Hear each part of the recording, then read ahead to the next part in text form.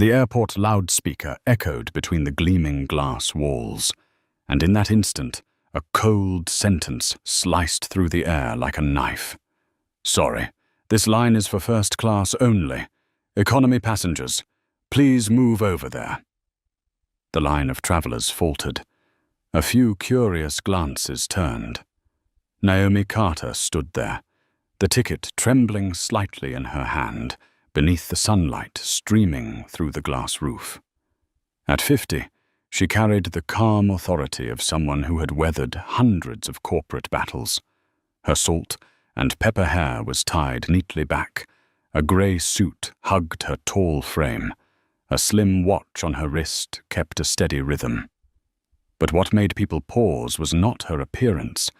It was the certainty in her presence, the kind that made space shrink around her. Yet to Brooke Lawson, the chief flight attendant with her blonde hair wound into a perfect bun, Naomi was nothing more than someone who did not belong here. Brooke did not bother to glance at the ticket. Her eyes skimmed over Naomi's skin, her modest attire, and her words fell like a sentence, a warning cloaked as a smile. Naomi lifted her head. She did not rush to argue. Her grey eyes caught the airport lights, reflecting both sorrow and a quiet flame. She knew this look too well, at Yale, when they said she was only a diversity scholarship, in boardrooms when she was dismissed as a quota hire, at banks when her flawless investment proposals were rejected. And now, at the boarding gate of Aurora Air, the very airline begging for her capital, the past replayed itself. "This is my seat." Naomi raised the boarding pass to Brooke's eye level. Her voice was soft, yet it rang with unshakable force. Brooke did not touch the ticket. Arms folded, her voice was cold. "We've seen many passengers try to sneak into first class. Please move to the other line. Don't make this difficult." A murmur rose in the queue. The white man ahead of Naomi had just been waved through without showing anything, and now turned back awkwardly. A mother with a child frowned. A young man discreetly lifted his phone to record. The air thickened, like fog before a storm. Naomi pressed her lips together. She held out the ticket again, this time right in front of Brooke's face. Seat 2A. Purchased weeks ago. For a split second, Brooke's mask slipped. She snatched the ticket, reading the name printed in bold, Naomi Carter, First Class 2A. Her moment of hesitation vanished quickly, replaced by a sharper smirk. "This seat has been reassigned to another customer. You'll be moved to economy. Don't worry, we'll give you a voucher." A gasp rippled down the line. Some faces burned with anger, whispers of unbelievable rising. But Brooke's eyes flicked toward a white man in a suit, still on his phone. The message was clear. The seat was his, not the black woman standing before her. A pang hit Naomi's chest, not from losing a seat, but from remembering her mother's voice. "They will try to erase you. Never let them succeed." In the heavy silence, Naomi slipped her phone from her leather bag. Calm fingers tapped into a secure app. "Marcus, freeze the wire." Just 4 words, but it was an earthquake. $500 million, the first installment of a $2 billion deal with Aurora Air, was frozen with a single swipe. Brooke had no idea. She still wrapped herself in the false authority of a front-line uniform. "Cooperation will be appreciated." Naomi's gaze cut straight into hers, voice steady and sharp. "So is respect." That single line sliced through the air like a blade. Phones shook as they recorded every word, every glance. Airport security approached, ready to escort the woman out of the first-class lane. Naomi did not resist. She simply adjusted her lapel and walked tall, each step pressing down on the fate of Aurora Air. Because what they did not know was that the woman they humiliated today held the very life of the airline in her hands. And the moment the glass doors closed behind her, the current shifted. It would not just sweep away one flight attendant, but an entire empire. The murmur in the lounge swelled like a hive struck by a stick. Arms shot up, phone screens glowed, and short clips were uploaded to social media at lightning speed. Less than 10 minutes after Naomi Carter was escorted away from the gate, the first hashtags had already begun to trend. At her black CE removed, not first class, while black. Sitting in the VIP lounge, Naomi placed her leather bag beside her, her eyes fixed on the window where an Aurora Air jet prepared for takeoff. In her hand, the boarding pass still held its crease, a scrap of paper that seemed meaningless but had just become historical evidence. Her phone buzzed constantly, with notifications from her assistant, COO Marcus Lee, and the head of communications. One message lit up. The clip has over 10,000 shares in 15 minutes. Do we need to respond now? Naomi's lips curved slightly. She typed slowly. Not yet. Let the truth speak.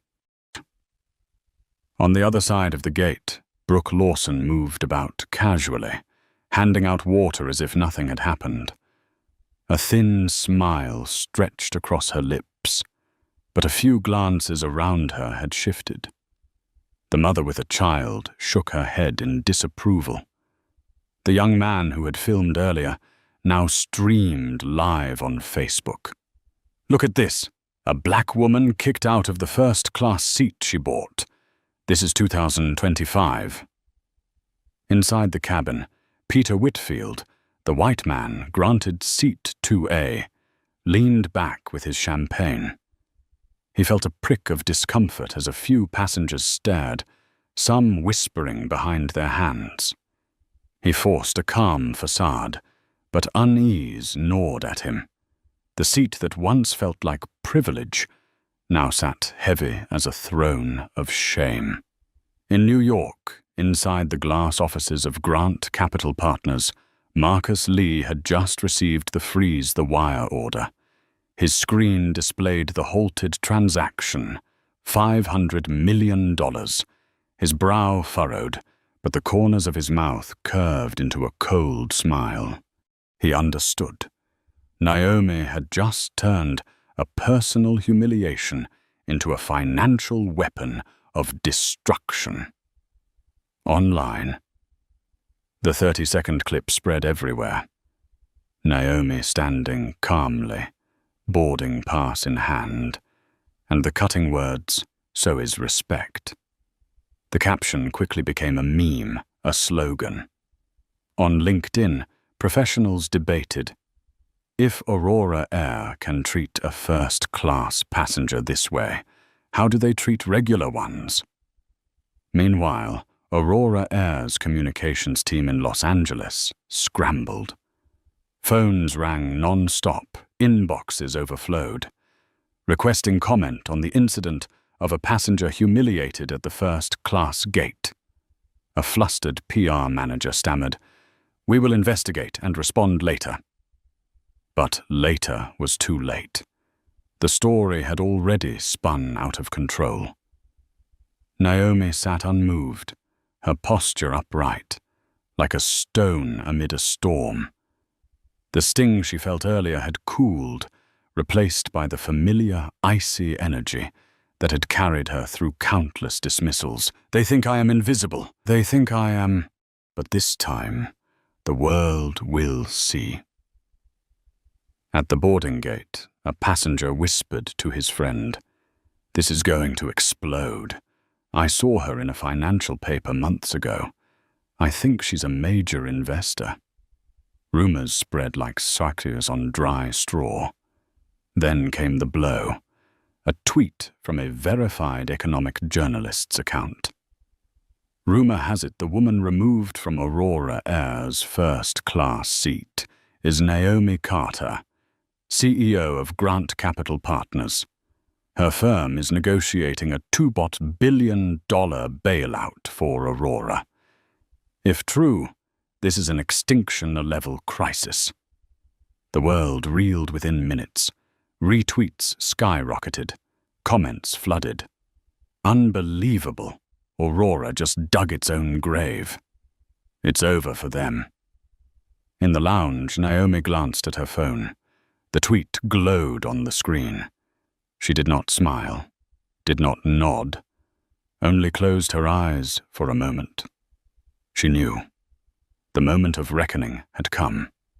From a humiliated passenger, she had become the quiet storm threatening to sweep away an entire airline.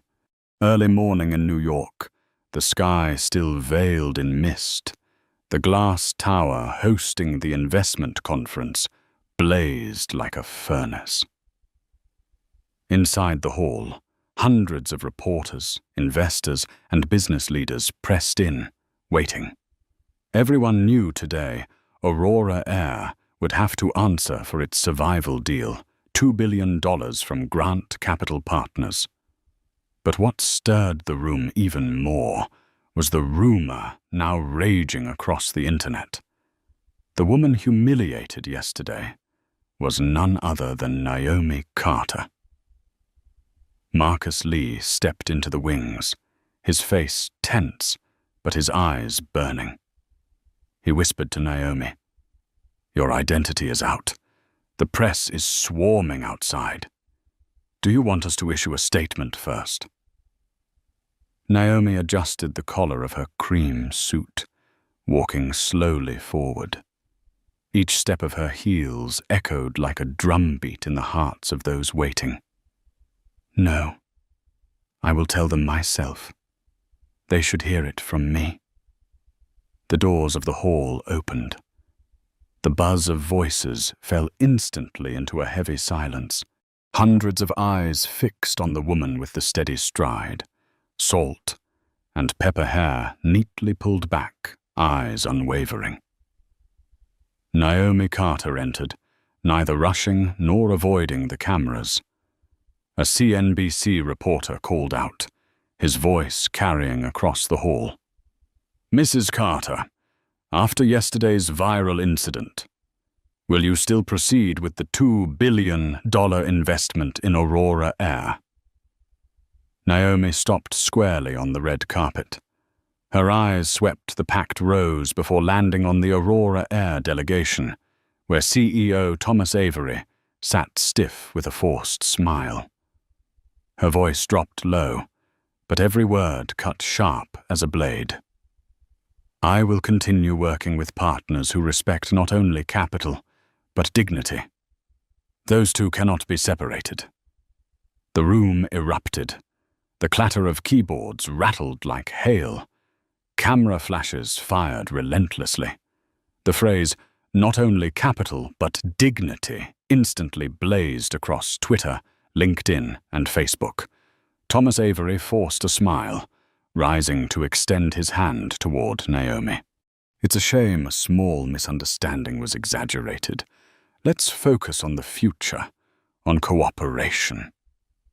Naomi tilted her head, her gaze steel. What happened yesterday was not a misunderstanding. It was the truth about how your staff decides who deserves to sit where. And that is the root problem. The hall froze. Some investors leaned toward each other, whispering. Others, their eyes lit up, as if witnessing rare leadership. Naomi stepped closer, her voice calm yet resonant. "I have frozen the first tranche, $500 million. Until I see a real commitment to change, the rest will remain untouched. Aurora Air does not just face a PR crisis. Aurora Air faces a cultural crisis. Gasps rippled through the hall. Avery paled, opening his mouth, but Marcus Lee was already on his feet, placing a thick dossier before the investors. Inside, risk reports, plunging stock figures, a flood of videos and posts from social media.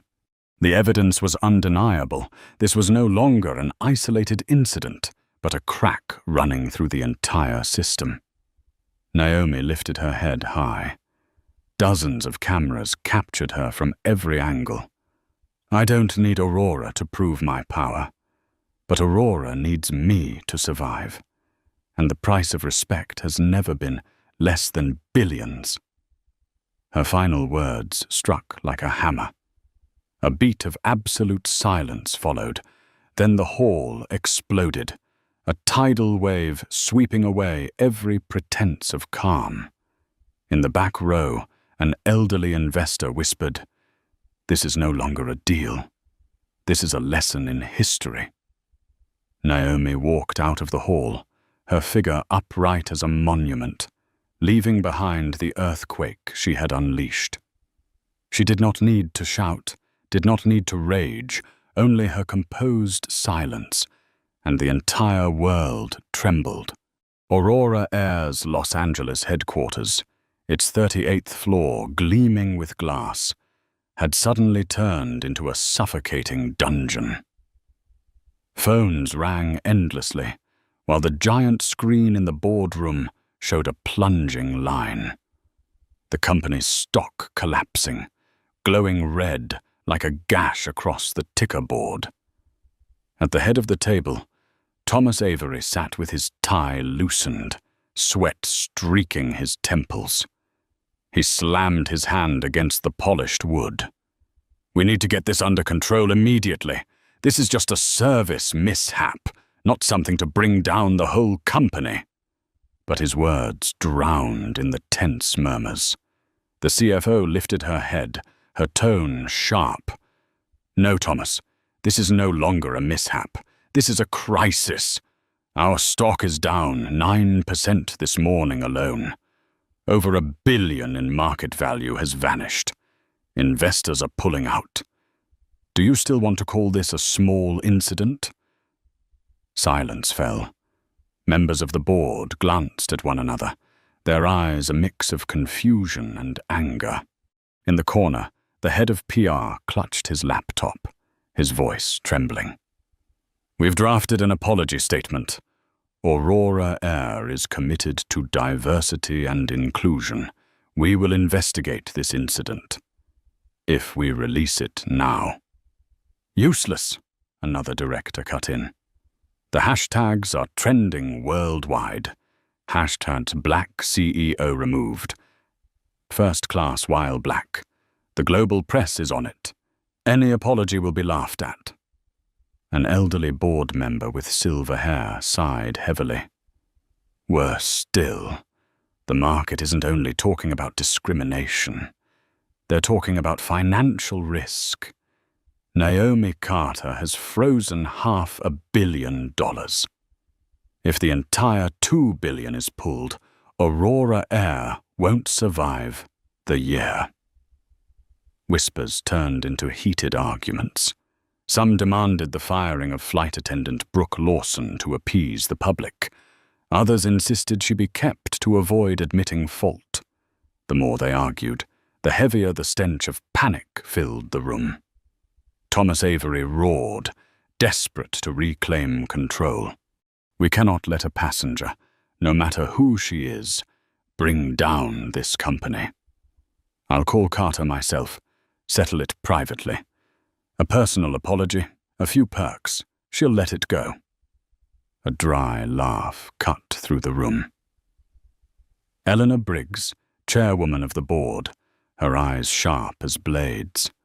"Thomas, do you really think she needs you?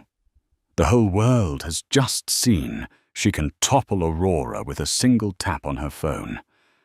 And you stand here stammering that it was a misunderstanding. You don't even know where the power lies anymore." Her words struck like a final blow. Avery froze, his face flushed purple, unable to reply. Meanwhile, in Washington, lawmakers had already taken notice. An urgent notice from the Senate Commerce Committee was issued. A hearing is requested on discriminatory practices in the airline industry. Aurora Air now faced not only the market, but the government itself. Back in Los Angeles, the boardroom sank into dead silence. Every eye carried the same grim truth. The company's fate was now clenched in Naomi Carter's hands. Outside, reporters swarmed at the base of the tower. Microphones pointed skyward, ready to seize any statement. Online, the clip of Naomi saying not only capital but dignity had surpassed 1 million shares. One journalist called it the most valuable quote of the year, worth $2 billion. In the quiet shadow of the storm, Naomi sat in her Manhattan hotel suite, her phone resting on the table, her gaze steady. She was not chasing headlines. She knew this wave would rise on its own. And when it crested, Aurora Air would lose more than money. They would lose their very soul. Naomi closed her eyes, recalling her mother's words.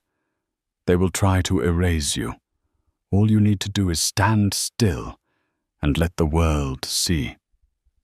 The world was watching, and Aurora Air was trembling. Evening in New York.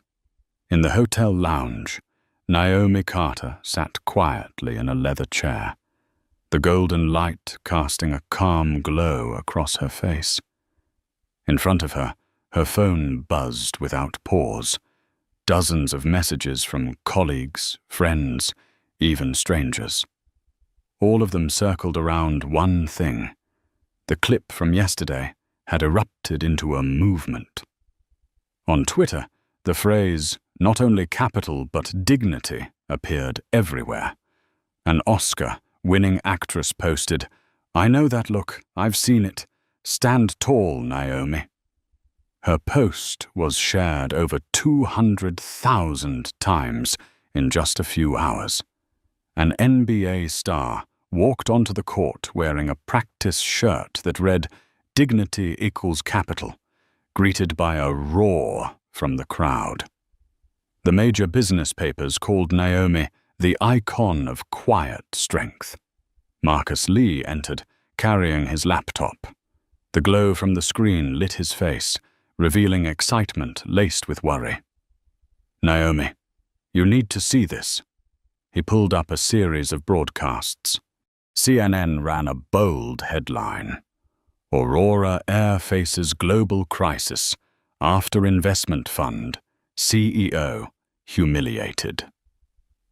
NBC replayed the clip of Naomi at the boarding gate, calmly declaring, "So is respect." Financial channels showed the charts. Aurora Air's stock down another 6%, nearly $2 billion in market value, wiped out in 48 hours. Naomi watched, her expression unchanged. "Exactly as I expected. They thought they could bury the truth with a press release. But the truth has found its own audience." Marcus leaned closer. "So how do you want to respond now? A press conference? A statement?" Naomi shook her head slightly. "No, I won't shout in the middle of the storm. I'll let the storm shout their names. I will speak only when they have no choice but to be silent and listen." Meanwhile, in Los Angeles, Aurora Air's headquarters had turned into a pressure cooker. Reporters swarmed the gates. Employees whispered, many too ashamed to wear their uniforms in public. Brooke Lawson, the flight attendant at the center of it all, suddenly became the hunted name. Former passengers came forward, recounting stories of her coldness, favoritism, and disdain toward people of color. Each story poured more fuel onto the flames, already raging. In Washington, the Senate Commerce Committee formally announced hearings on discrimination in the airline industry. A senator stood before the cameras, voice stern. The incident with Naomi Carter is not an isolated case. It is a wake-up call. We will question Aurora Air and this entire industry. The news spread like lightning. Other airlines rushed out their own statements. Delta announced a new passenger equity council. American Airlines promised to review service policies. United appointed a new equity officer. Yet all of it only highlighted one reality. Aurora Air remained silent, trapped in crisis. Back at the hotel, Naomi opened her laptop and read the commentary on LinkedIn. Thousands of professionals, from professors to CEOs, were analyzing the event as a living case study. One widely shared article carried the headline, "If this is how Aurora Air treats a billion-dollar investor, imagine how they treat ordinary passengers."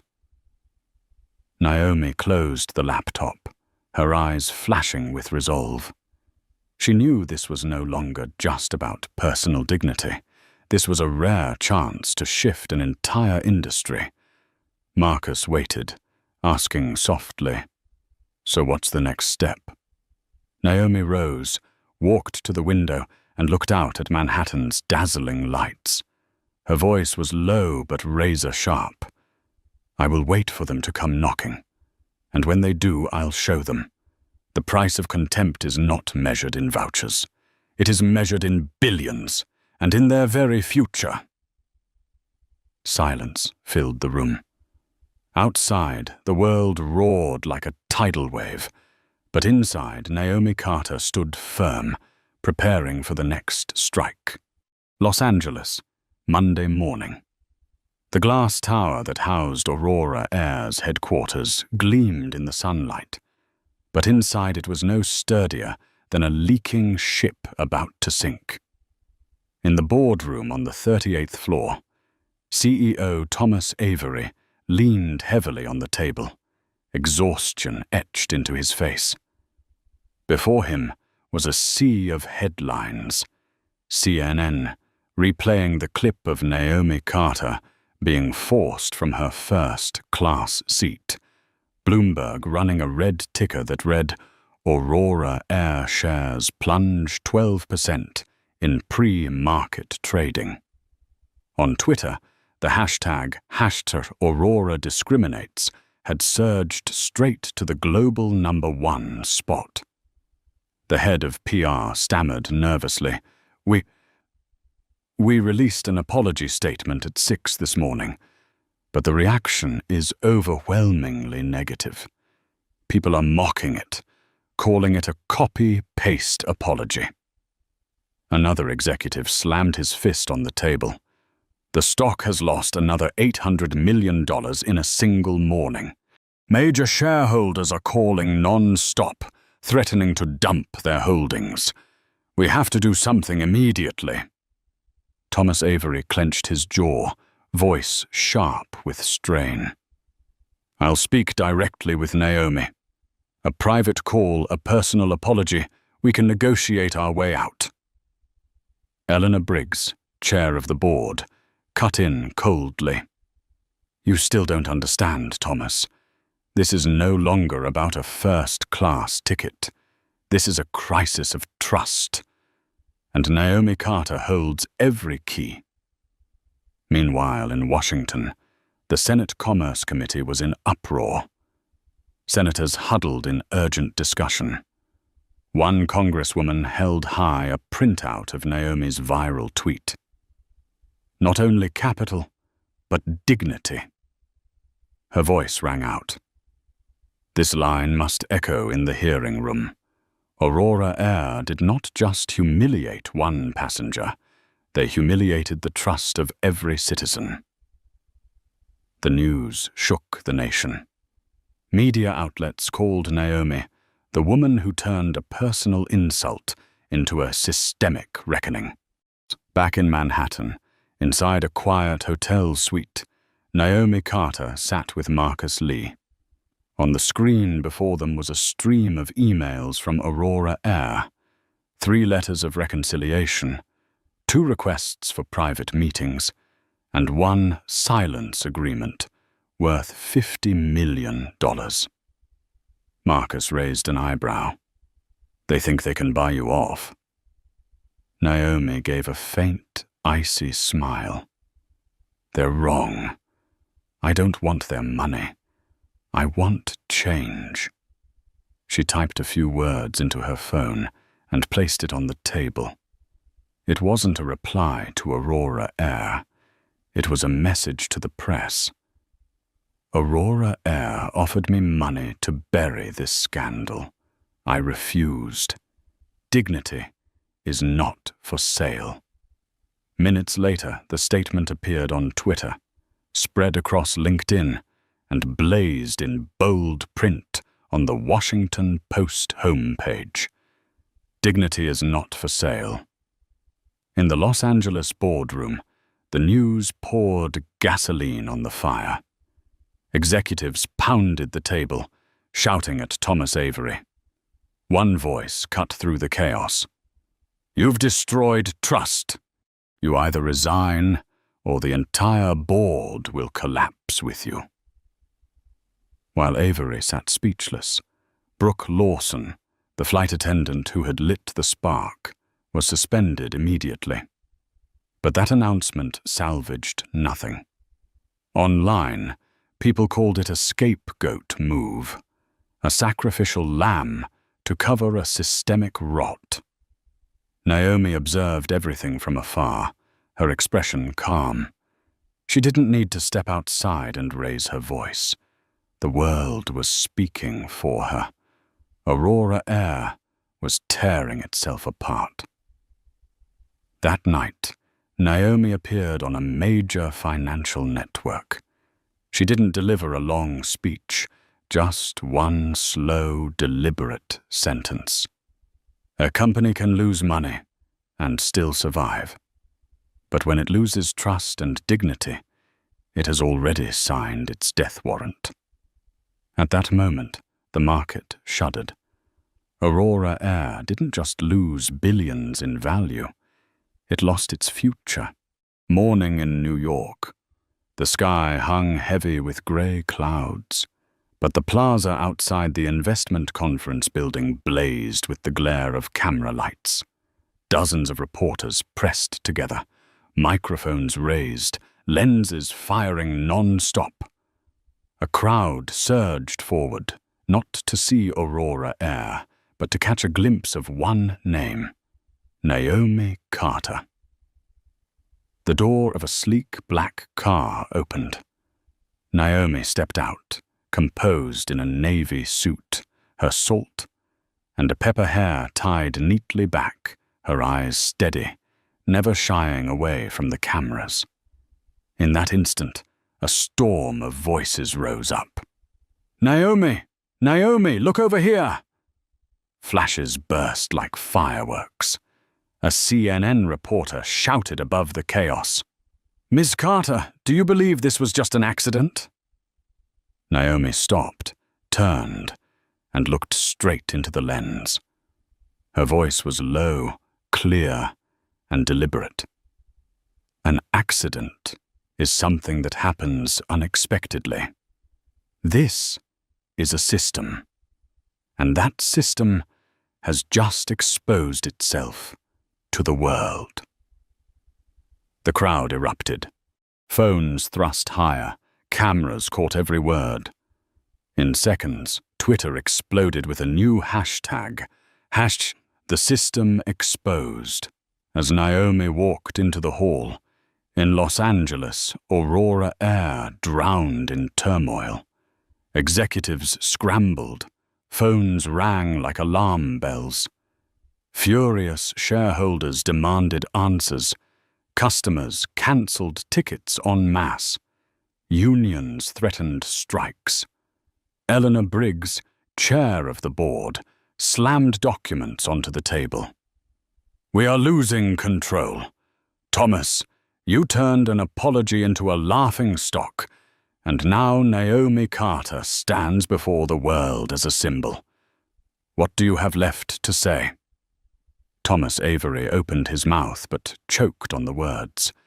An image of him slumped at yesterday's conference was spreading online, captioned, "The man who lost $2 billion with one sentence." In the New York auditorium, Naomi sat at the center row, the eyes of hundreds fixed on her. Cameras zoomed close, capturing every flicker of her expression. The moderator asked, "Carter, why did you refuse the $50 million private settlement offered by Aurora Air?" Naomi lifted her chin, her voice firm as steel.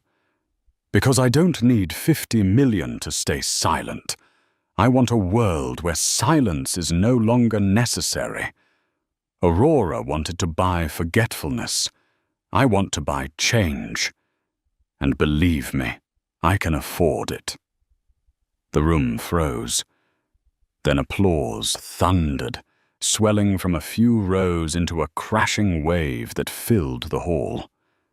In Washington, a senator watching live turned to a colleague. "She just turned a personal story into a movement. We can't look away. Draft the subpoena for Aurora Air." In Aurora's Los Angeles boardroom, the CFO's face blanched as he reported, "The stock has dropped 18% in 3 days. We've lost nearly $4 billion in market value. Creditors are starting to call." Eleanor Briggs fixed her gaze on Thomas Avery, her tone sharp as a blade. "You've turned Aurora into a global punchline.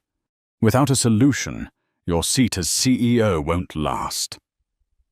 Meanwhile, Naomi walked out of the conference hall, surrounded by reporters and supporters. A young woman stepped forward, her hand trembling as she held out an old plane ticket, her voice breaking. "I was once forced out of my business class seat just because they thought I couldn't afford it. Thank you for standing up for us." Naomi placed a gentle hand on her shoulder, her eyes softening. "I didn't stand up for you. I just opened the door. The rest we walk through together."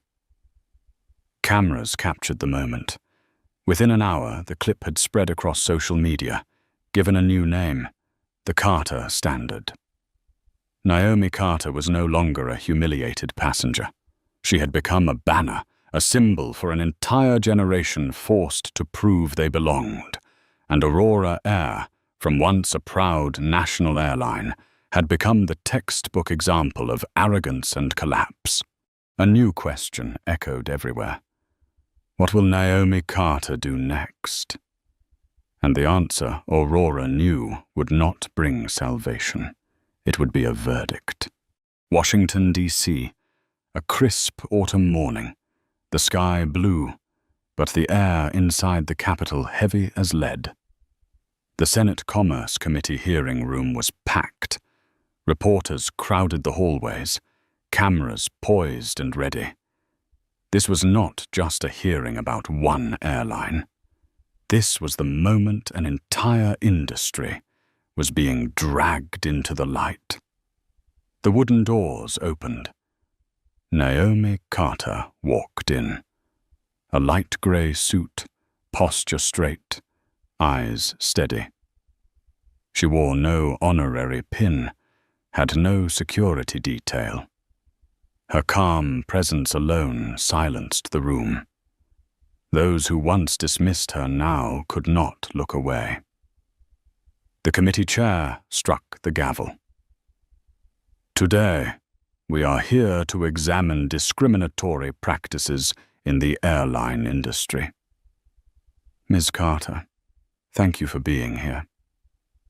Naomi sat down, placing an old boarding pass on the table, the slip of paper that had become a symbol. She lifted her head, her voice resonant and measured.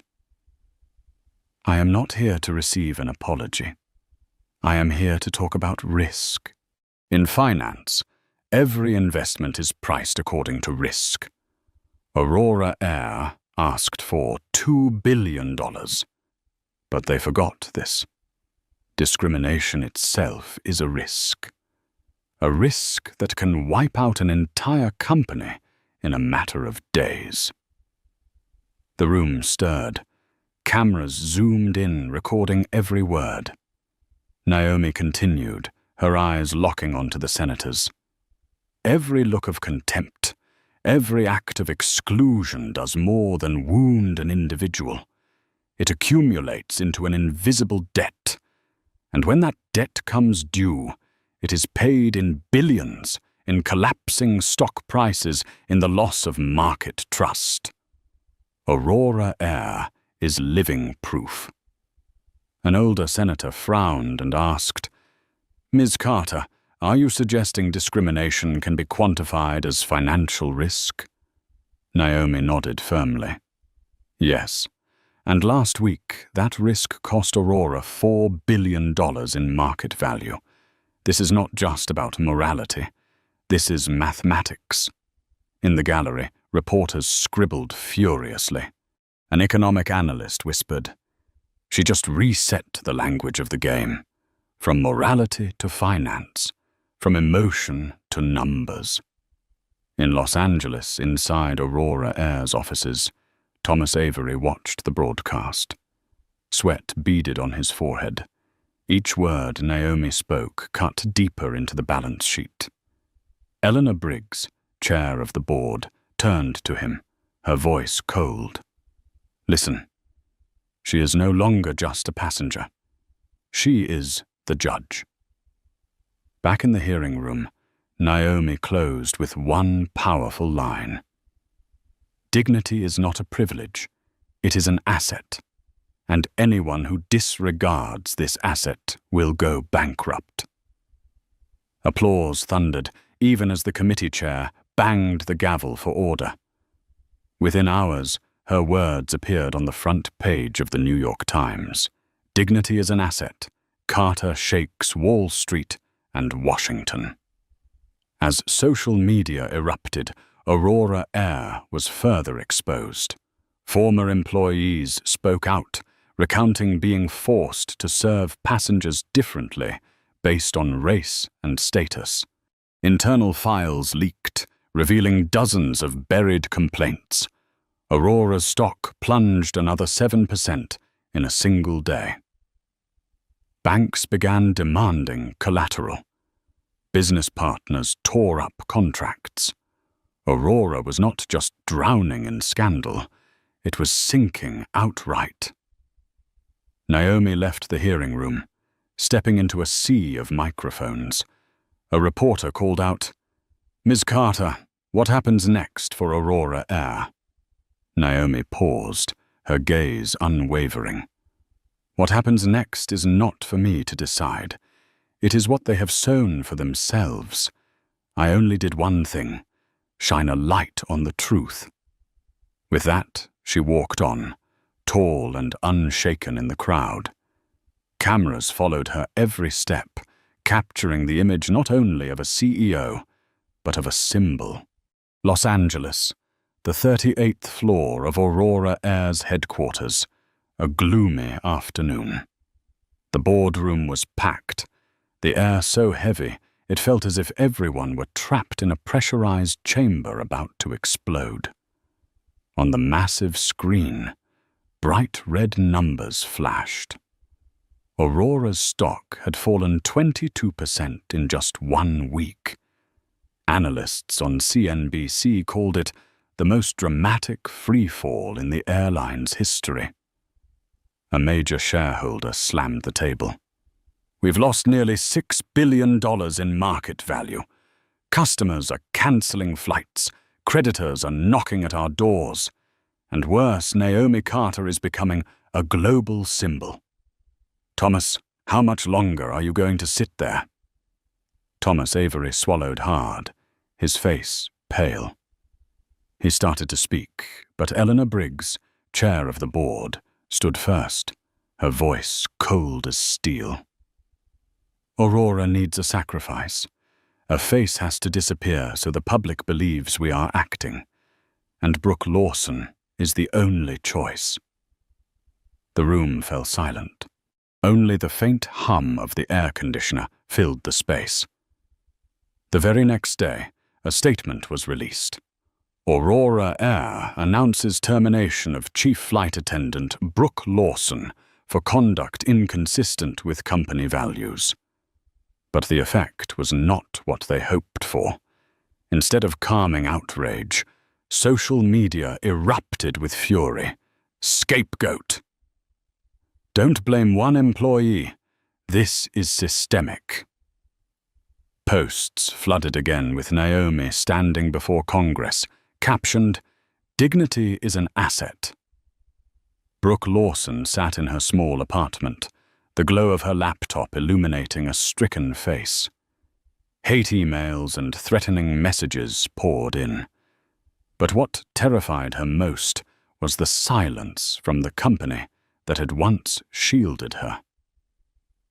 Now, Aurora treated her as dead weight, discarded like broken furniture.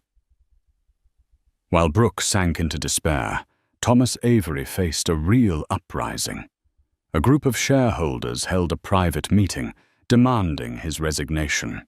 A leaked photo of Avery slumped with his head in his hands, spread online with the caption, "The $5 billion failure CEO." On the other side of the country, Naomi Carter rose even higher as a symbol. On LinkedIn, thousands of posts echoed her words from the Senate hearing. Dignity is not a privilege, it is an asset. Business schools began using her case as teaching material. A Harvard professor wrote, "Naomi Carter has redefined corporate risk in the 21st century." On Instagram, the image of Naomi placing her hand on the shoulder of a young woman in the hearing room became the most shared picture of the week. Captioned, "The Carter Standard, we belong everywhere." CNN invited her for a prime-time interview. The anchor asked, "Do you think you are destroying an airline?" Naomi tilted her head slightly, her voice calm and steady. "I am not destroying anything. Aurora is destroying itself. I am only a mirror, reflecting the truth they tried to hide." The answer was short, but landed like a punch. On Twitter, millions reposted, "Aurora didn't fall. They collapsed under their own weight." As Naomi was celebrated worldwide, Aurora Air slid further with no brakes. Employees began leaking internal emails, exposing a toxic culture that had festered for years. Journalists unearthed a history of buried complaints. The stock kept falling. Rival airlines seized the moment with ads declaring, "Here, every passenger belongs." In a sleepless night, Thomas Avery stared at the glowing city outside his office window. He knew the chair beneath him was crumbling, and Naomi Carter, with her silence and composure, was cornering him into a place with no escape. In Manhattan, Naomi sat in her hotel room, moonlight spilling through the window. Marcus Lee asked softly, "Do you feel satisfied now? They're collapsing on their own." Naomi answered, her voice low but unwavering. "This is not victory yet. Collapse is not enough. We must rebuild, and I will be the one to lay the first stone." Outside, the world was still in turmoil, but Naomi Carter was no longer just a figure in a scandal. She had become the symbol of a new era. Los Angeles, a grey morning. Aurora Air's headquarters loomed like a fortress under siege. Sunlight glinted off the glass facade, but inside, darkness smothered everything. On the top floor, the board meeting began, the tension so sharp it felt like a wire ready to snap. Eleanor Briggs, chair of the board, wasted no words. "Thomas, the stock has lost 35% in 2 weeks. Aurora has lost over $7 billion in market value. Creditors have issued warnings, and the public calls you the $2 billion man. We have no choice left." Thomas Avery shot to his feet, his voice ragged. "I've given my entire life to Aurora. One incident, one woman, and you plan to throw me out on the street." Eleanor's eyes hardened. Not one woman. Naomi Carter. And she showed the world exactly what Aurora Air disregards. You no longer have the capacity to lead. The vote was cast in silence, 11-1. Thomas Avery was removed immediately. Within minutes, the news leaked. Aurora Air CEO Thomas Avery forced to resign amid global crisis. Images of him leaving the building, coat clutched hastily in hand, face stricken, flooded live television. At the same time in New York, Naomi Carter sat quietly in her hotel room, her phone buzzing non-stop. Marcus Lee handed her a tablet showing CNN's breaking headline, "Aurora Air loses CEO. The Carter effect shakes the airline industry." Naomi exhaled softly, her gaze steady. "They think I wanted revenge, but I want more than that. Now is the time to set the terms." That afternoon, Naomi appeared at an international business conference. The entire hall rose to its feet as she stepped onto the stage. She needed no long introduction. Her name alone electrified the room. Naomi began, her voice clear, every word striking like a hammer. Aurora Air did not collapse because it lacked capital, but because it lacked dignity. That is the lesson for this entire industry. And today, I announce an initiative, the Carter Standard. The hall fell silent. Naomi continued, her eyes sweeping across rows of executives, politicians, and journalists. Every airline receiving funding from grant capital will now adhere to a new code. Transparent complaint reporting, bias training, independent oversight, and a commitment that every passenger is treated with equal respect. Those who will not comply will not receive capital. Whispers rippled, swelling into a wave. Some faces blanched, others nodded firmly. Then from the back row, a single clap rang out, spreading until the hall thundered with applause like a storm. The press exploded. Reuters declared, "Naomi Carter sets new standard for the airline industry." The Wall Street Journal wrote, "Dignity becomes a condition of investment." The hashtag #CarterStandard surged across every platform, eclipsing #AuroraCollapse. Meanwhile, Aurora Air drowned in chaos. Internal rifts widened. Hundreds of senior staff prepared to leave. But across the industry, a new path was opening. Rival airlines convened emergency meetings, many publicly vowing to adopt the Carter Standard. That evening, Naomi sat by the window, gazing out at the glowing skyline of Manhattan. Marcus asked softly, "Do you feel it's enough now?" They've lost their CEO. Billions are gone. You've won. Naomi shook her head slightly, her voice low but powerful, like an undertow. Collapse is not victory.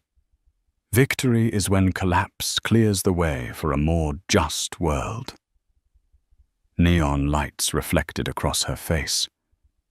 Not the face of a passenger once humiliated, but the face of a leader who had transformed personal pain into a global benchmark. And from this moment, the story was no longer about the fall of Aurora Air. It had become the beginning of a new era.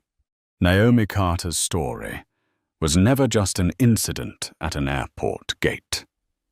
It was a mirror reflecting the arrogance of an entire system and a reminder that dignity cannot be bought with money. It is the foundation of all value. Aurora Air collapsed. Its CEO lost his seat. Billions in stock value vanished. Yet what echoes louder than all of that is the new benchmark, the Carter Standard, that transformed a personal humiliation into an industry-wide reform. And the lesson for each of us: sometimes the greatest power is not in the loudest shout, but in the calm resolve that turns violence into a hammer strike. If you believe dignity is the most valuable asset, hit like and subscribe so you won't miss the stories to come. And leave a comment with just 3 words: I belong. Because when we affirm it together, no one will ever again be treated as an outsider.